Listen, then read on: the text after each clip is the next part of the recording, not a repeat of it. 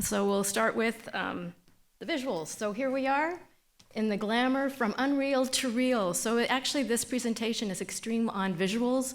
And so the reason is, for me, I'm a bit dyslexic, so I need to see things. So for me, my investigation of science, as not a science person, but somebody who has an inquiring mind, my intention is to give you a visual understanding of how things thread. I think that for me, that's when I get my ahas.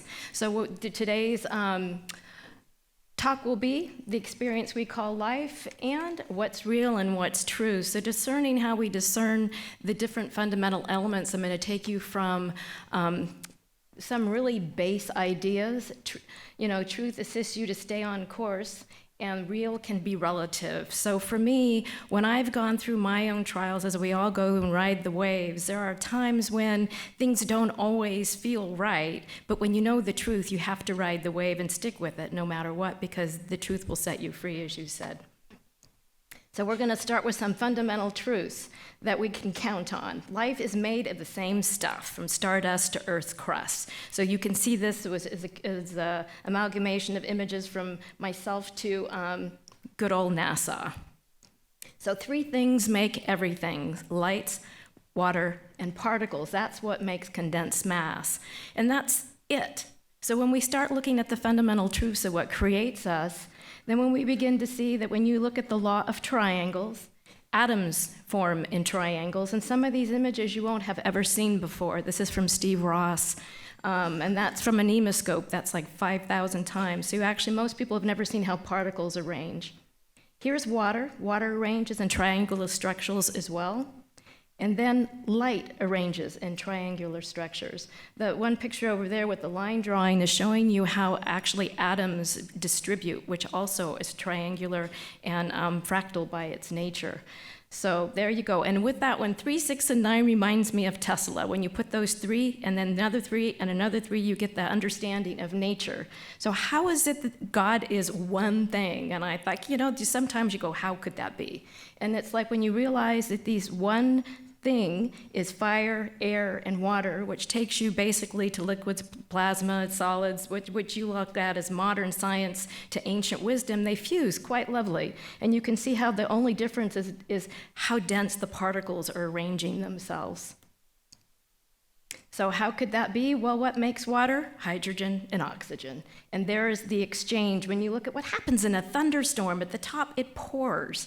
Underneath, a volcano develops aquifers. So then you begin to notice that what we have is nature's recycling system that happens it's a rhythm. We're all in this rhythm. That's how we are liquid, solids, and gases, and why we don't die. We're just ever changing, ever evolving in different phases and changes. So this is how you can see all these elements fundamentally spinning ourselves into reality, coming in and out of these energy, self-similar structures. So this may be controversial for some, but the concept of ether has been around for a very long time.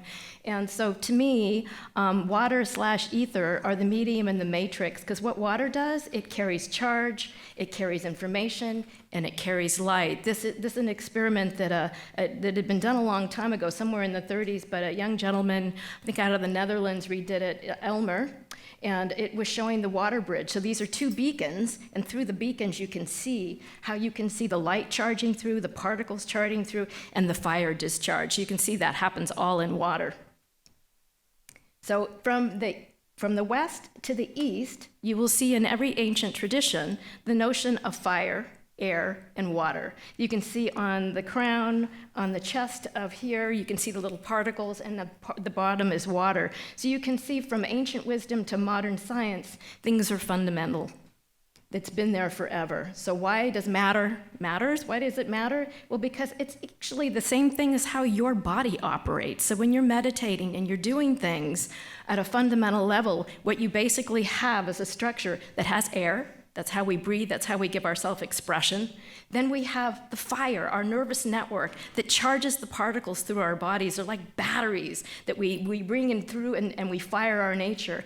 And the blood is the water. The blood is the thing that circulates the information. It is the thing that makes your whole body work. So when they always say, when you go to the doctor and things are unrelated, it's like, excuse me? No, they're not, because it's us that drive these forces. It's us and how we breathe. It's us and our expression that we bring and how we circulate our information through our own body.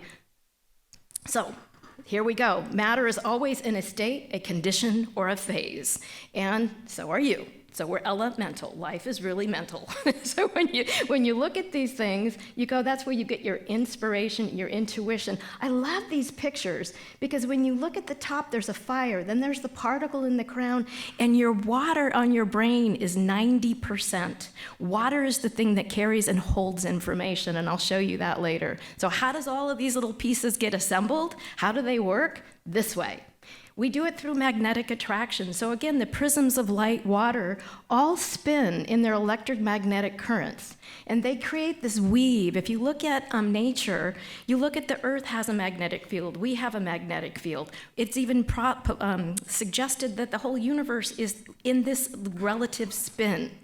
So this is the magnetic current. These two currents create that. Then here you go. Particles of light are dancing in the wave. Then that's it.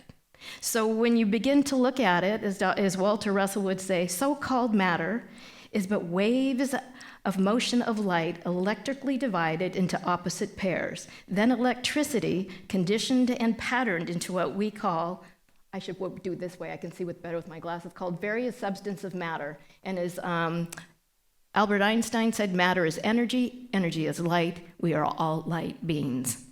So there you go. So the question is, okay, is it real or not? Because now we're all dancing in the light and the wave. And then we say to ourselves, but it feels real. So what is it that we're happening in this body field where we're condensed down back into mass? So here's what we have to know. We all signed up for the ride, or we wouldn't be here. We're all sort of like funneling in. So we must have a reason, and we must have a purpose to be, or we wouldn't be here.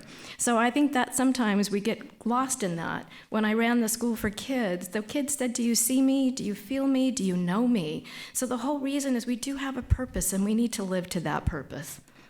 So wonder, here we go. This is the way. We're going in. How do we surf the wave? Here we go. We have been invited into this vibrational match called Earth. Everything has a field of energy. I don't know if any of you have heard of what we call the Schumann resonance. The Schumann resonance has a vibrational field. Our hearts and our minds are a match to that.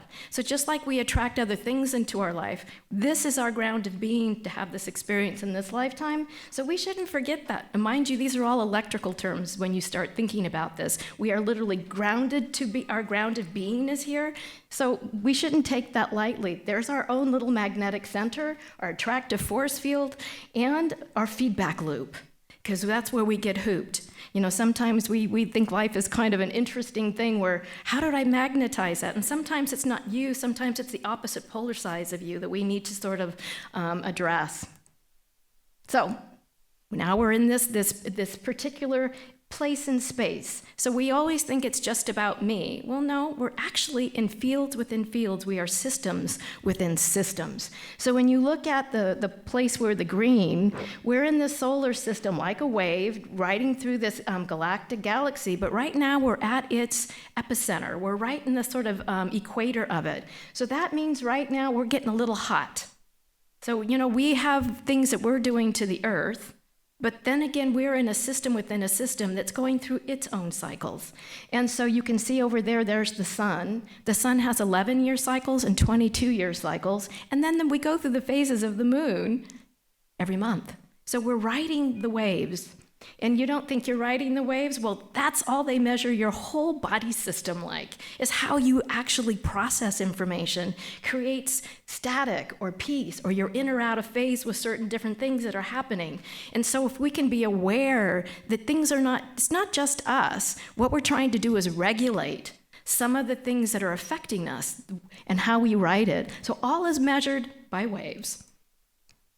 So there we go. All life surfs the waves, flares up, and yes, things do get heated up. So what do we do when we have sun flares, solar flares? There's a chart from 100,000 years of ups and downs and cycles. So are we going to have earth changes? You bet we are. But they're also part of a cycle, and they're part of a season. And if we're not aware that because of it, as the oceans are heating up, we're going to have more extreme weather. And as we have that, we're going to have more extreme weather. We might have food issues. We might have water issues. We might have drought issues. So what would be the smart thing to do? Prepare.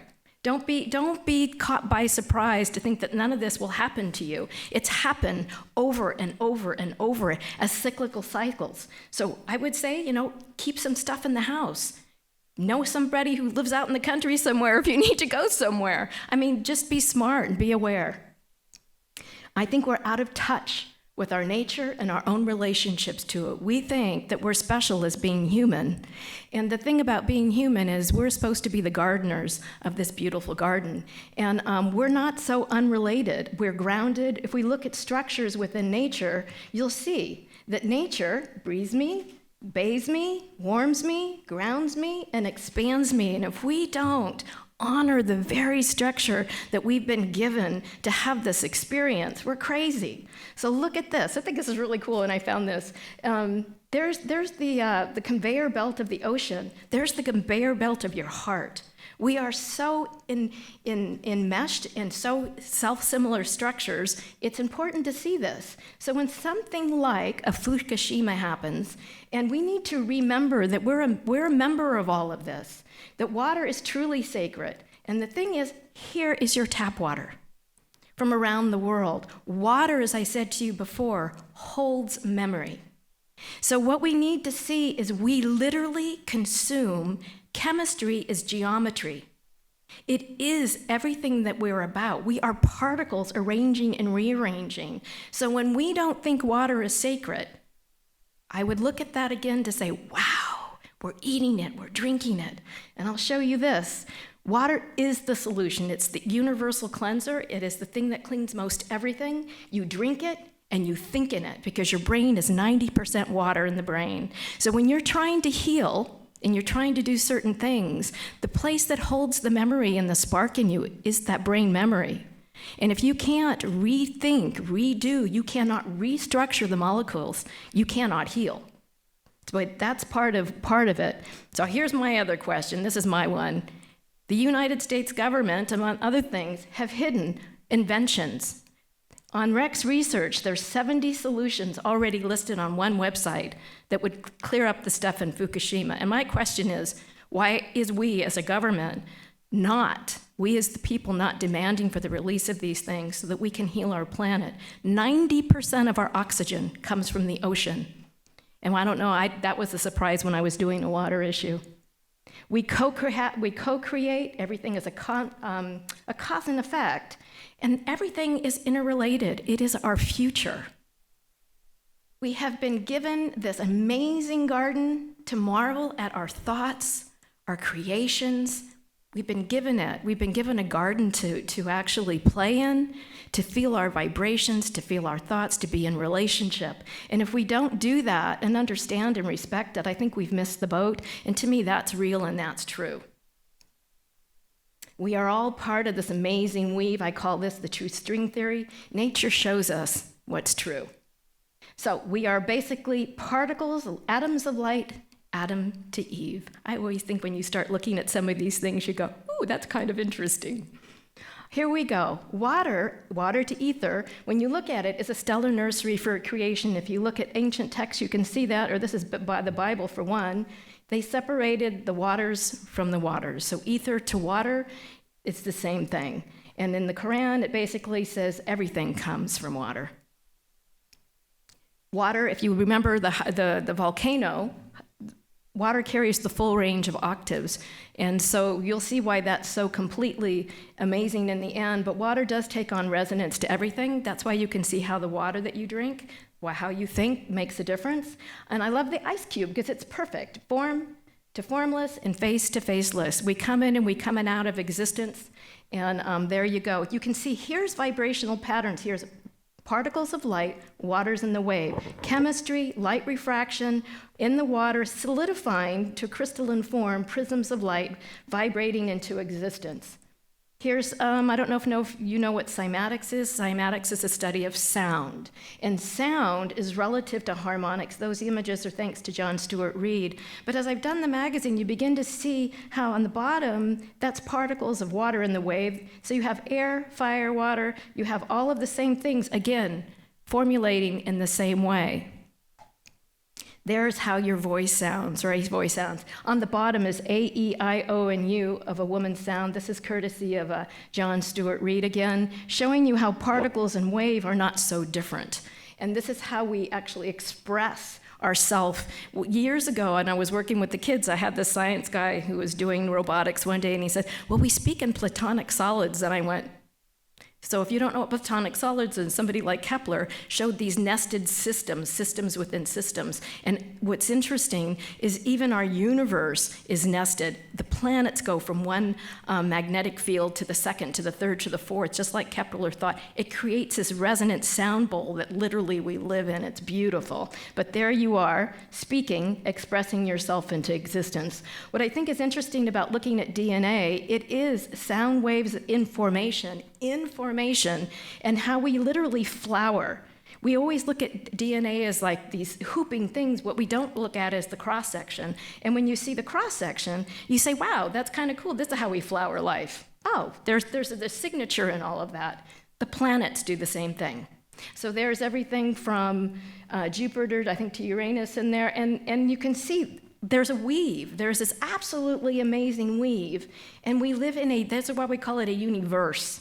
We actually have one song with 20 notes, and then the whole universe is like an ear. So we have an ear for it. We're designed for it. We're designed to feel it, vibrate it, let it pulse through every part of your body. So how do you get in tune? Think of it this way. Imagine that the particles, which is one of the things, are like pixels. And so how we arrange our pixels are like it on a TV screen. So what stories do you tell? And where do you dial in? And that's all part or relative to the vibration that we are. That's what we like or we don't like. But here's the cool thing. Nothing stays static. Nothing stays the same. And you know that from the time you were born. You don't look like you did when you were, one day born. We are constantly in a morphing, ever-changing states. So just like a TV set, they call you a solid state unit. So we're like a frozen standing wave having an experience, and this is my little box, and this is what I'm transmitting. This is my story for the time. And but we're both temporary operating systems, and we only have one purpose. Both of them have the same thing, is to tell a story. So the one thing after all of the science that I've learned, is there's only one reason we're here, is we have something to express and something to be. So, is it real? Or is it the eye imagining? We are but bit players if you think about it. I love the way language expresses exactly what we are. We're just bit players in light's array. So here's how we collapse a wave function. So everything from a little particle begins to spin, going through, and that's how we arrange what we see on the screen.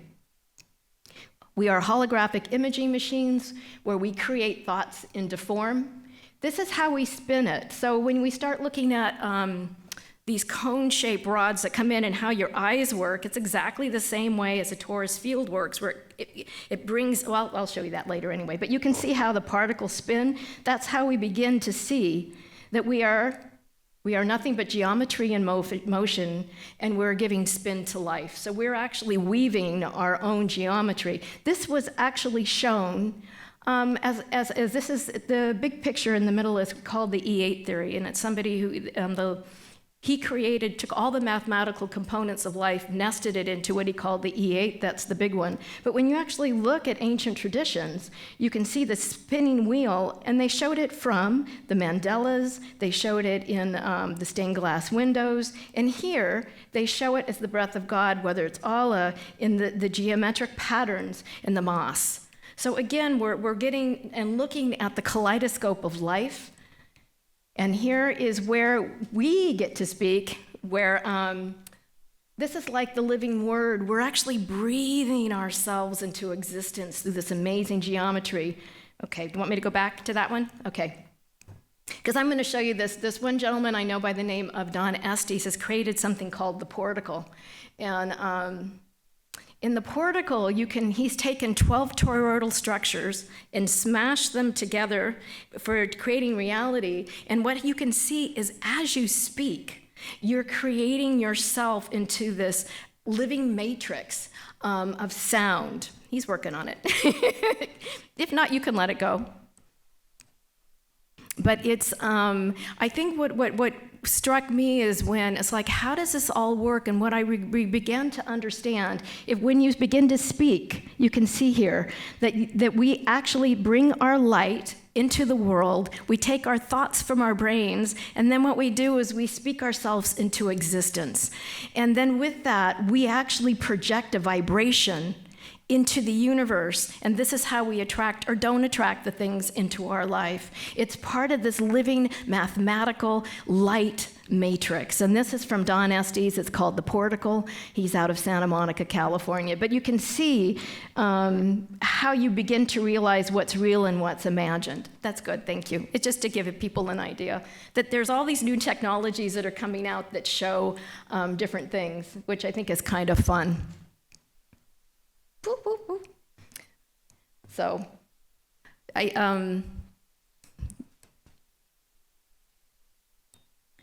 this goes back to, so there's the living word. So this is when we look at how these fields, these torus fields, these battery packs that we have, how is it that creates our own reality? And so when you look at them as a vortex of energy where light is literally coming in through the top of you, and then it's a field effect. People from Dale Pond, which is John Keeley's work, to Marco Rodin, have done the mathematical equations that relate to numbers. And what you can look at is from the binary to the DNA to the I Ching or whatever, we're basically, they're languages of light. This is actually how we've actually designed our own computers as well. And I love the abracadabra, I create what I speak. So it's, again, that field of spin. And when we look at color, we just to look at, there's the light waves, the chemistry, there's the sound waves, the food, and the plants. We consume light. We consume information. And the reason I left the vegetables in there, because people don't think that when you're eating certain vegetables, you're actually eating frequencies. There's actually stuff from a company that's actually here in New York. It's the Dinesh, and they actually can heal with color. Because remember, color is still frequency. And just to say that we're human. We're literally human. The way we process information, the way we take it in is through the color field. It's a really interesting way to look at it. We have shades of emotion, and we are energy in motion. We are sending those light waves out. This is my friend Krishna. Krishna is half here in India and half in Taos, New Mexico. But that picture right there is a picture of a tulip. That is the light essence of a tulip. It does not look like a little deva sitting there dancing in light. It's so, he honors nature. You can see it, and there is an essence dancing in it. Here is your radiant energy. So when you're actually expressing yourself in the field, this is from a machine called the BioWell, and you put your fingers on it, and just like Chinese medicine, it registers your different meridians. And this is neutral, this is anger, and this is love. So when we look at the essence of what we're projecting into the field and the light essence that we are, you can see that we do that. Here's the difference between, let me go back one. This is the difference between a plant that was given love and a plant that wasn't. This is how we project. And if we go back to the very first slide, everything is made of the same stuff. This is what we keep forgetting. It's all the same stuff. So when we look at an essence of a living plant that has the same diurnal structure as you do, running and pulsing through its veins, it's all alive, it's all living. Also, when we look at crystalline structures, we can see from astrology to crystals too, the emanation of our own self as what's a Bible part in Revelations that said, and for every month I will create a different fruit. Well, when you look at the weave, it's a different frequency. So when we look at judging people, sometimes we forget to ask, Why is it that they are different than I? Well, they have a different expression and different to be. So instead of instantly judging, it would be better to sit down and say, hey, what makes you who you are? What is it that you like? Because there's a reason we're different. I mean, does everybody want to eat hamburgers every day? I wouldn't. That's why we have spices. That's why we have different creations, because God doesn't create one of anything, not a frog, not a tree, not a people, not a whatever. He's made a variety for a reason, and the diversity is what makes it so incredibly yummy. So again, these are life waves. This is, again, showing you that when we crystallize or form, that geometry over her breath there is the word thank you. And then you can see what fool looks like and what love looks like. That's based on Dr. Emoto's work. Then we look at some of the old esoteric where crystal and light, you can go back to see where crystal, liquid solids and gases, that is when I was looking to do my book, I found this guy who'd done this time lapse, and you could see it, the sun beating on the window, beating up and then crystallizing. It shows you the perfect thing, that how we actually do things. So light is life.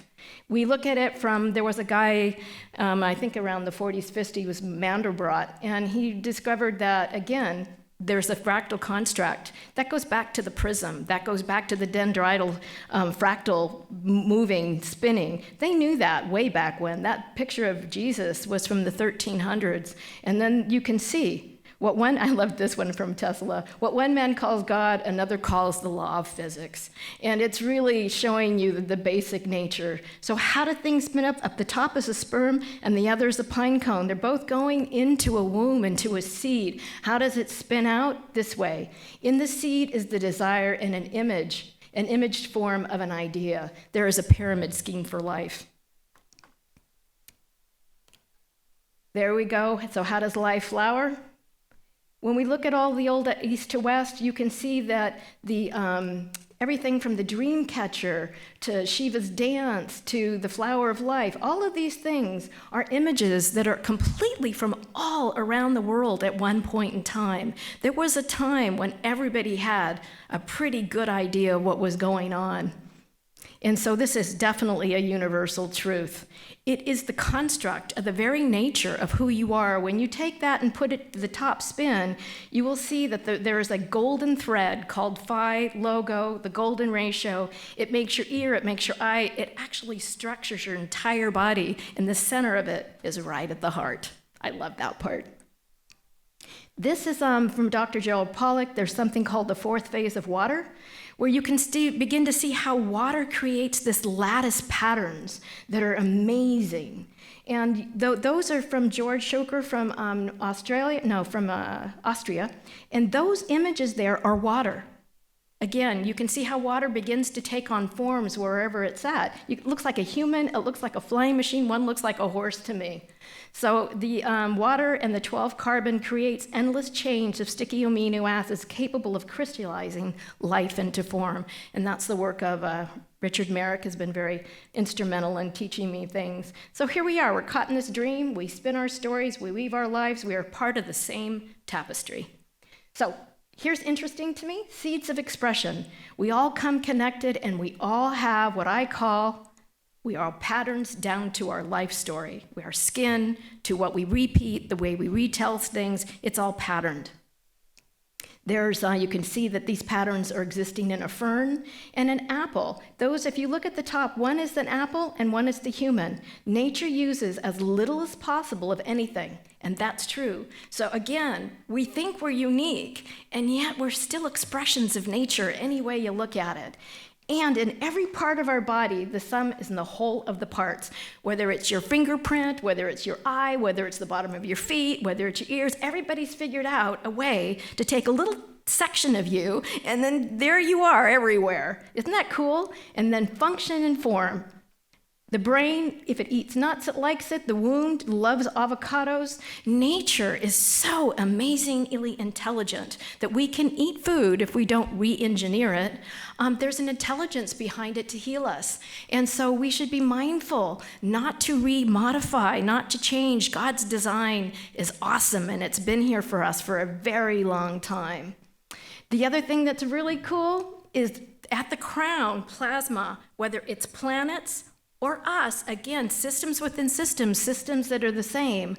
We all have a crown plasma where we actually receive information. The word information literally comes in. We are the universe made manifest. We are heaven on earth. It's like the egg. See that? Isn't that great? So it's not just nature, it's our nature. We are part of the same weave. One is more solidified than the other. So we're supposed to be heaven on earth. This is the golden ratio. We should not forget that this is not meant to have to be so difficult. We just make it because of the stories we tell. It's a balanced interchange of rhythm. And when we come in, and this is how I see time. Time is something where we come in and out of these funnels. We are particles of light in these whirlwinds. We solidify at the middle. We come into existence spinning, and then we go out. That's no different than our stories. At the equilibrium at the top is the concept of time, and in the middle is what we have. So things are coming and going, morphing and changing forever. We live a charged life. Fire runs through us, and there is the idea of an electric universe, which I don't know why that is so difficult to understand. They actually even have a conference, the electric universe, once a year. It's worth going to. And here is what Tesla said. It's so astonishing. Look at it. Looks like everything is electrically designed. On one end is a tree, the other is a piece of water, the other is the universe. So how do we do all this? And all the other thing is all your senses are electric. That kind of surprised me. I must have missed that somewhere in school. But your eyes, your ears, your taste, everything is electric. So everything that we do is based on that. Even your sixth sense. So when people call that woo-woo, here's the funny thing. When you look at it, it's your wireless network. What I'm doing here with this is wireless. So when we don't think that that's not happening in all those different, so how big and wide is your bandwidth? It's no different. We mimic nature's design all the time in everything that we do. So there, take that. I just took the woo-woo out of that.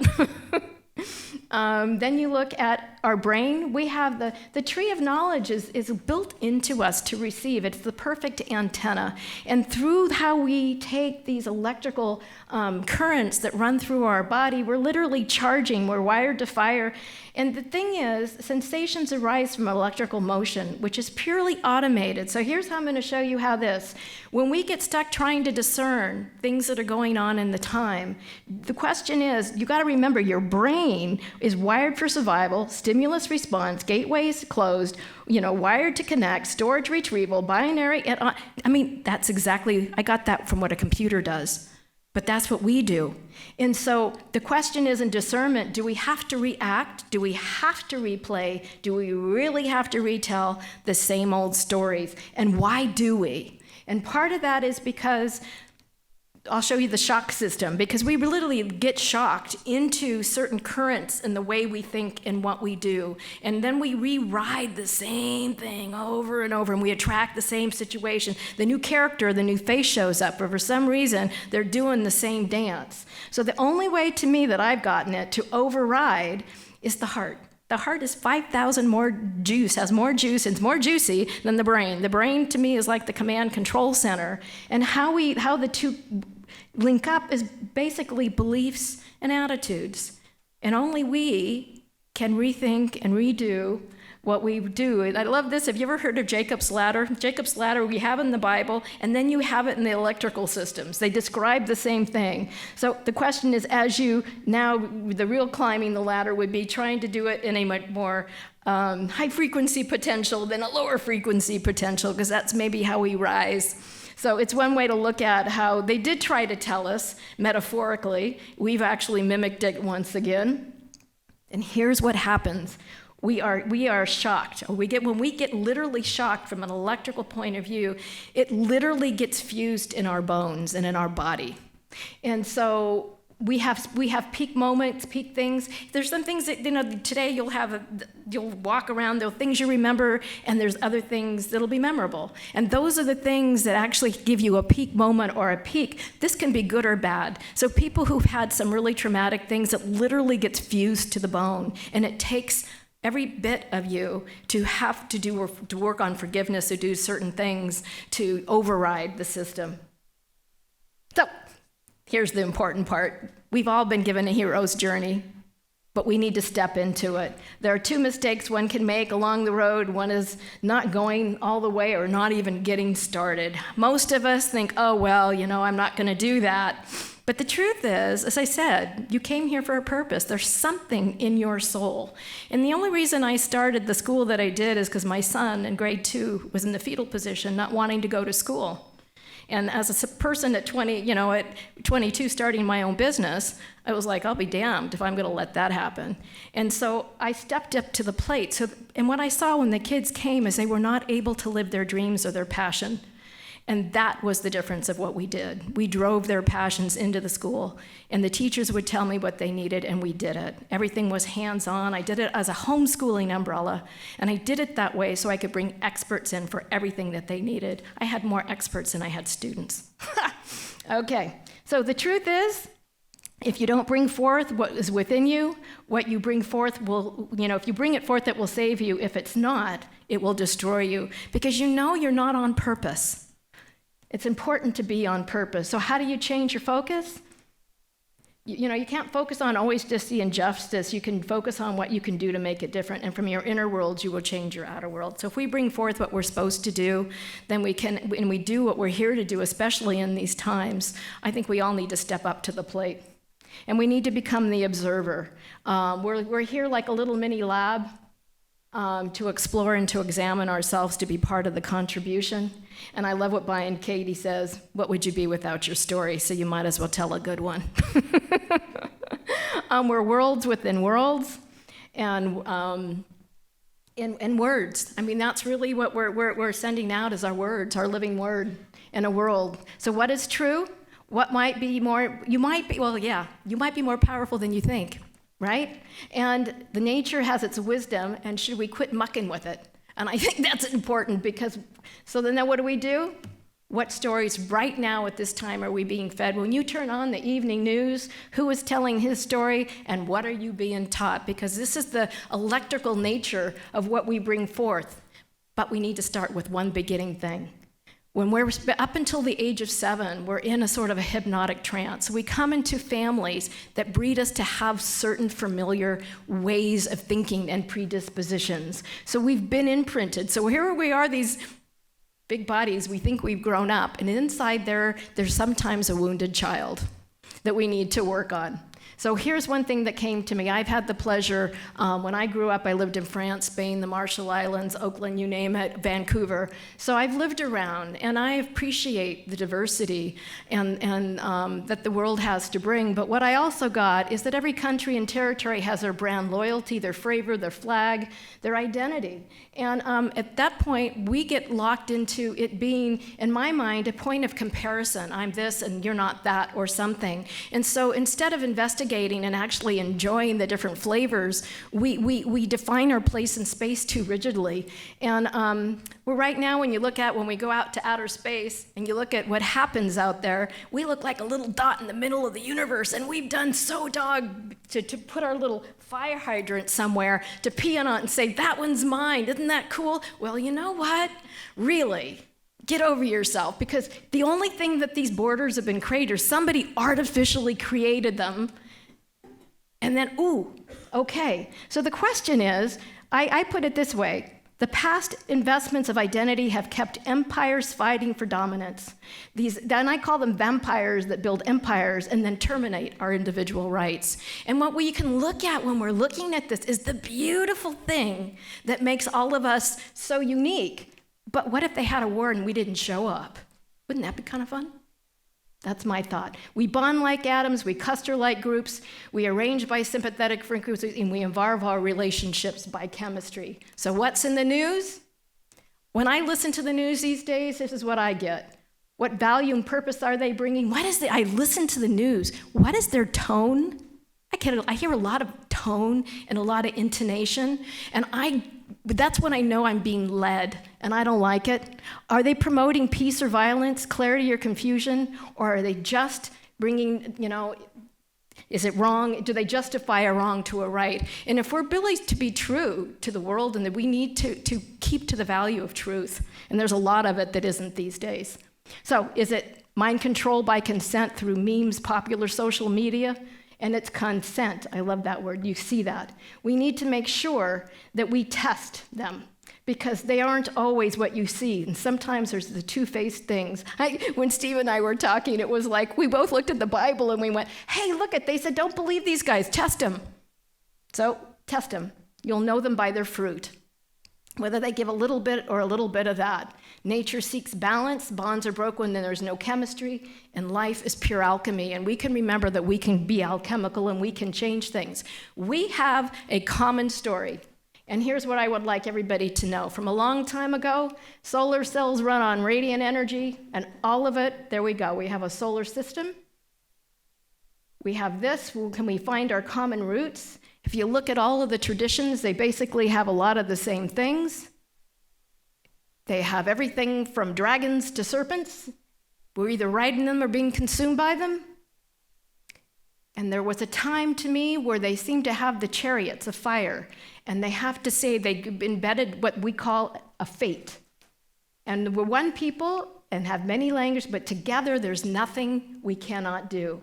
But the truth is, the first piece, which is the most important, is that which comes from the souls of people when they realize their relationship, their oneness with the universe and all its powers, and when they realize at the center of the universe dwells the Great Spirit, and at the center is really everywhere and is within us. So the question is, can we be free of our addictions of power and control, the good, bad, and the ugly? The bottom there is just basically the golden rule. The elements, life is colorful, life is not fixed. You shape your story. You're all actors on the stage. It feels, we all ride the ups and downs. Can we tell a better story? And here's this. To know that you're divine by birth, to know the intelligence of the universe, to know it's not random, it's all relevant, to think creatively and divergently, to think of the power of imagination, the power of the word, the power of integrity, the power to question, to know and feel the power of the force, to know our own innate genius, to feel the power of purpose and passion, and to see the interconnectedness to all of creation. The truth will set you free. I love that when you said that. I just finished doing a book. If you're interested, you can see it in the back table, but it puts all of this together. It's 300 pages of linking everything from science to consciousness. And the magazine, I've done 49, 50 issues where you can go and look deeper into all of these things. I'm not a peer-reviewed science thing. I look for mavericks. I look for things. I've done so much of it, I can see where the threads lie and where they go. And so with that, I thank you.